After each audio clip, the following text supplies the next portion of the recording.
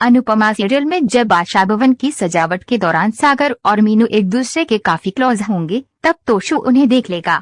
वह सागर की पिटाई करने के लिए आगे बढ़ ही रहा होगा कि पाखी उसे रोक लेगी और कहेगी कि अभी मम्मी की वापसी के लिए तैयारी करते हैं। इस फटीचर को देखने के लिए तो बहुत वक्त पड़ा है। पाखी ये भी कहेगी कि एक बार पापा लौट आए फिर इसे भी देख लेंगे। हॉस्पिटल से छुट्टी देने से पहले डॉक्टर अनुपमा को समझाएंगे कि उसे घर जाकर अपना बहुत ख्याल रखना है और कोई ऐसी हरकत नहीं करनी है जिससे टांगों पर जोर पड़े।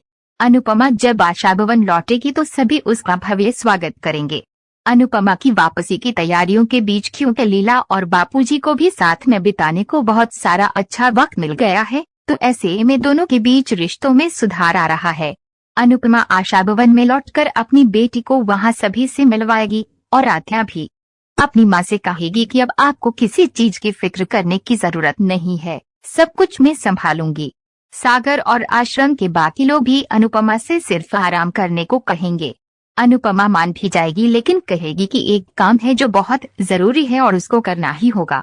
अनुपमा अपनी कुर्सी से उठकर शाहनिवास की तरफ जाने लगेंगी और हमेशा की तरह अनुज उसे रोकेगा। वह उसे समझाएगा कि तुम अभी लौटी हो और तबीयत ठीक नहीं है, ऐसे में उधर जाना ठीक नहीं। वह जानता है कि शाहनिवास जाने का अनुपमा के लिए क्या मतलब होता है। अनुज अनुपमा को समझाएगा कि ये सही वक्त नहीं है, लेकिन वह नहीं मानेगी और शाहनिवास जाएगी।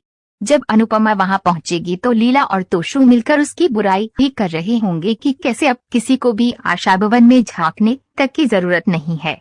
अनुपमा जाकर लीला से बात करेगी और कहेगी कि उसने बीते कुछ दिनों में मौत को बहुत करीब से देखा है।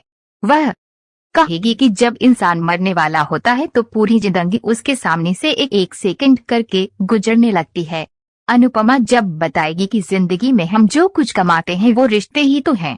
अपनी बात को घुमाते हुए अनुपमा इस मुद्दे पर लाएगी कि अब लीला को बापूजी के साथ रहना चाहिए। अनुपमा की बात सुनकर लीला भावुक हो जाएगी और उसे गले लगा लेगी। साथ ही इस बात को मानेंगी भी कि वे बापूजी के साथ रहने के बारे में सोचेगी।